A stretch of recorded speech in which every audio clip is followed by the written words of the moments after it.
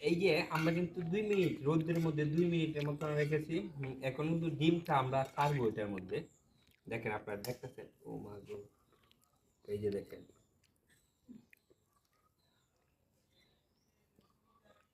ডিমটা দেখেন, দেওয়ার সাথে সাথে কিন্তু একটা ছোটখাটো একটা খাবার উপযুক্ত হয়ে গেছে। হ্যাঁ, একটু লবণ দিতে হবে, লবণ না দিলে তো আমরা স্বাদ পাবো না। স্বাদ পাবো না। স্বাদের জন্য একটু লবণ দিচ্ছি। মরিচও দিতাম কিন্তু দেওয়ার মতো না। আমরা কিন্তু এভাবে রেখে দিচ্ছি, কিছুক্ষণ রাখতে হবে, রোদের মধ্যে কিছুক্ষণ রাখতে হবে। ডিমটা পুষ্ট হয়ে গেছে হুম, অলরেডি। হ্যাঁ আপনারা দেখছেন। আহ,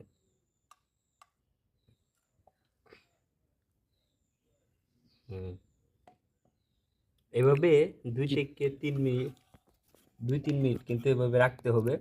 আপনারা দেখেন, এই আমার চেহারাটা দেখাও। হ্যাঁ দেখেন।